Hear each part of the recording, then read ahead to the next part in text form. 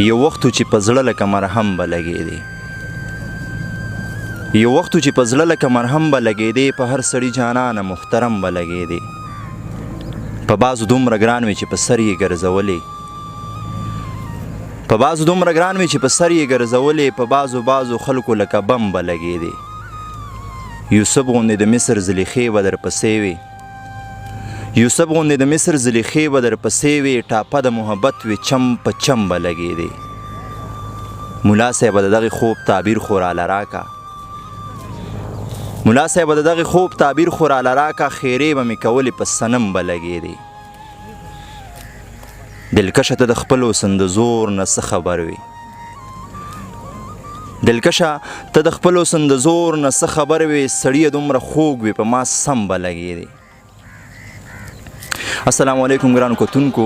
سلامونه و نیکې هیلې ومنئ پروګرام پیرزونې سره زه یم ستاسو کوربه محمد شاه خان دلکش څنګه چې تاسو ته پته د پروګرام پیرزونه کې مونږه ځان سره تکړه زلمي او په ادب باندې پوره په معیار باندې پوره میلمانه ځان سره راولو شاعران ځان سره راولو هغوی سره مرکې ریکارډ کوو د هغوی نه د خوند او رنګ شعرونه اورو په دغه لړ کې نن راغلی یو زلمی شاعر را سره میلمه دی پروګرام پیرزونه کې اسدالله اسد دوی نه به شعرونه هم اورو یو څو پوښتنې به هم کوو ټولو نه مخکې پروګرام پیرزونه کې اسدالله اسد صاحب ته سلامونه احترامات وړاندې کوم السلام علیکم وعلیکم السلام ډېره مننه دلکش صاحب تاسو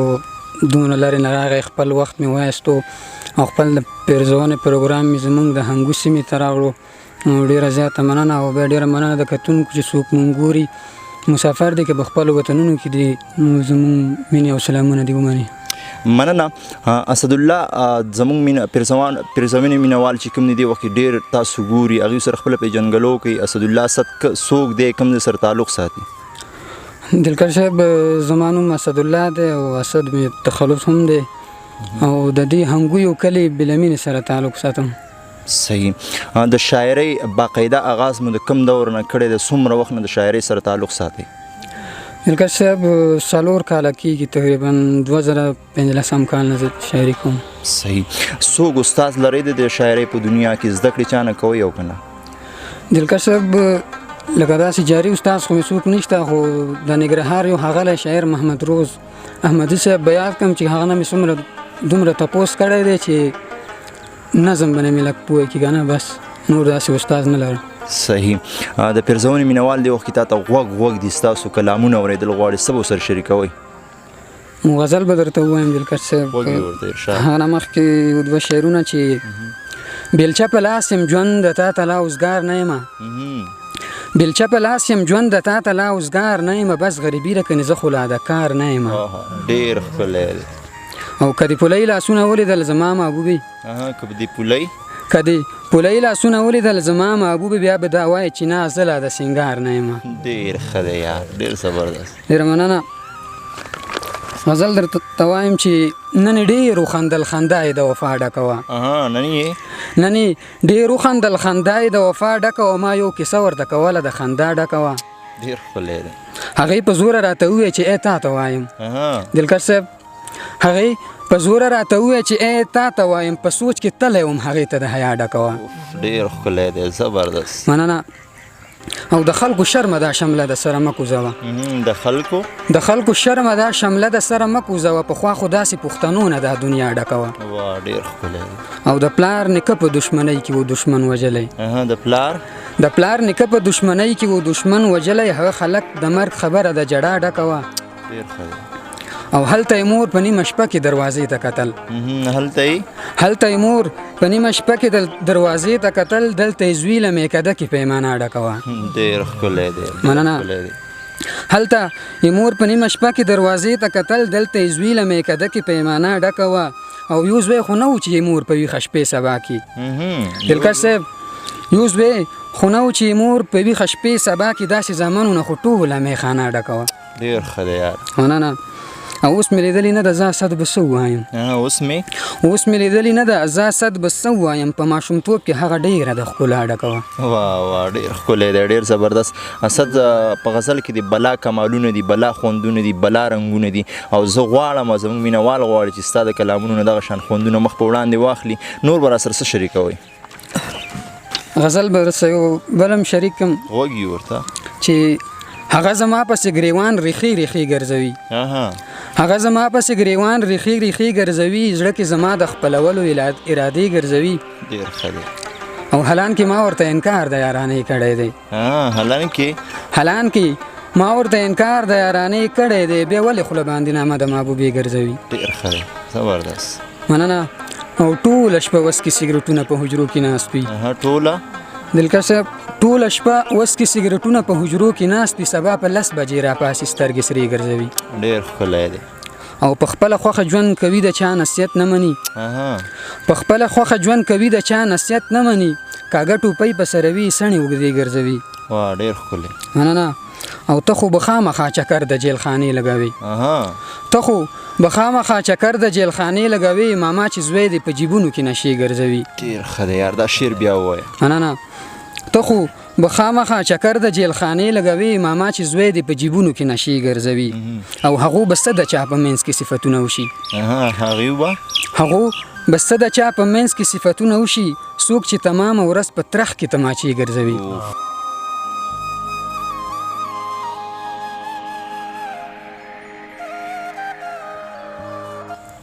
هغو به څه د چا په منځ کې صفتونه وشي او څوک چې تمامه ورځ په ترخ کې تماچې ګرځوي ډېر ښه دی شعر به کې و دلکش صاحب چې د چا خوښېږي نه چې څه په خپو کړم څه واغوندم د چا خوښېږي نه چې څه په خپو کړم څه واغوندم او څوک د اختر په ورځ هم خپې ابلې خپې ګرځوي ډېر ښه دی یار دا شعر هم بیا ووایه مننه د چا خوښېږي نه چې څه په خپو کړم څه واغوندم او څوک د اختر په ورځ هم خپې ابلې خپې ګرځوي ډېر ښه دی او خولې په خواږوی غلط نشي ساده ساده د خولې په خواږوی غلط نشي ساده ساده دا ځینې خلک دننه زړونو کې تیارې ګرځوي واه زبردست اسد ستاسو غزل کې د پښتنو عکاسي پرته ده د پښتنو د خاورې عکاسي پکې پرته ده او الله دې ستاسو فکر ستاسو ذهن هم دغه شان دی برقرار وساتي چې د پښتنو ژبې دپاره د پښتنو دپاره کار وکړي لیک وکړي او دغه ستاسو سپېڅلی خدمت مخ په وړاندې لاړ شي اسد دې نه علاوه د غزل نه علاوه په کوم سیم باندې ډېر زیات کار کړی دی په نثر کې مو کار کړی دی یا ډرامه یا ناول یا نظم څه شي باندې مو ډېر توجه ورکړې ده دلکش صاحب ما خو صرف غزل لیکلی دی او نظم باندې مې کوشش کړی دی بس نور مې څه نه دی لیکلی صحیح نظم دې هم اورو چې نظم کې دې څومره خواږه دي نظم درته وایم هغه نه مخکې یو څو شعرونه چې مړی دې وکړو دشمنۍ له دې تیلی ورته کړو مړی دې وکړو دشمنۍ له دې تیلی ورته کړو په خپلې زندګۍ له دې تیلی ورته کړو بدل به اخلي یا به تا یا به دې رور قتلوي بدل به اخلي یا به تا یا به دې رور قتلوي ځکه چې رونو رورولۍ له دې تیلی ورته کړو ډېره مننه پلار دې د دوو په منځ کې روغې او جرګې کولې د قدرمن پلار شملګۍ له دې تیلی ورته کړو ډېر ښایسته دی ډېر ښکلی مننه خپله دې وکړه مور او پلار خیال دې ونه ساتلو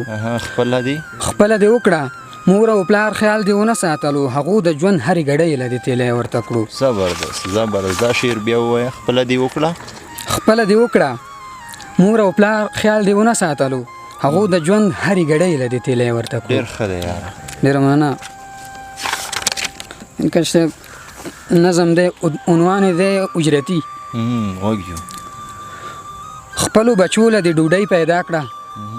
خپلو بچو له دې ډوډۍ پیدا کړه د بل په وینو دې لاسونه سره کړو پیسې دې واخیستې سړی دې مړ کړو د چا بابا د چا بچی دې مړ کړو ظالمه خپل پلار دې خوشحاله کړلو د خپلې مور نه دې دعا واخیسته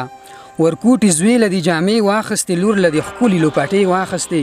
تا ورله سرو زرو علۍ واخیستې او خپلو بچو لره دې څه ونه کړل تا د یو ډز دومره روپۍ واخیستې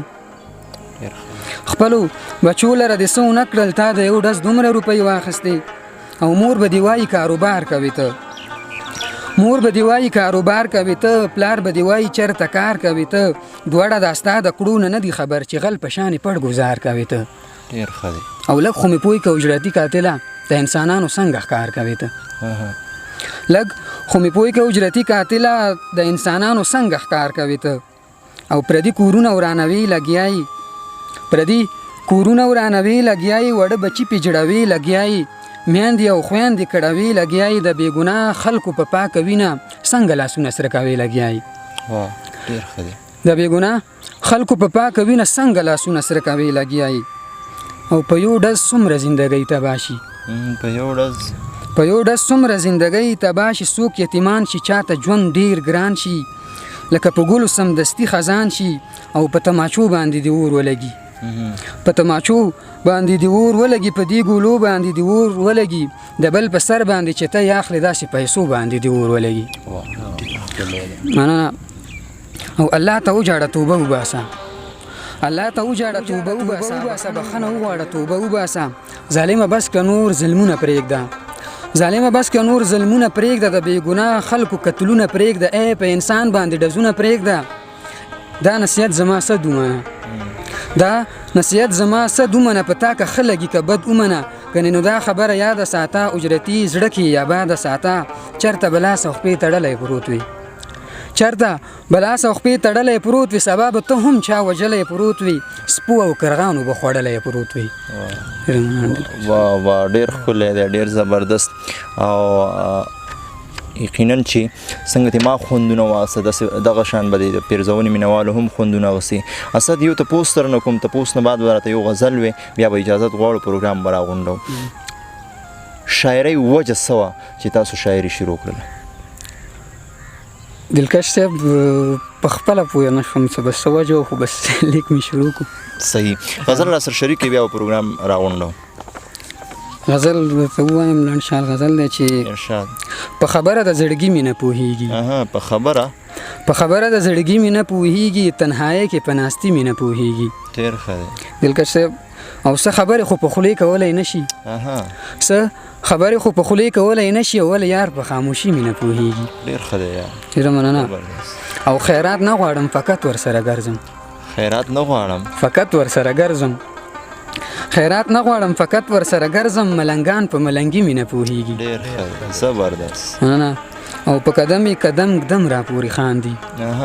په قدم یې قدم ږدم را پورې خاندي، په خلوص باندې بیخي مې نه پوهېږي. ډېر ښکلی.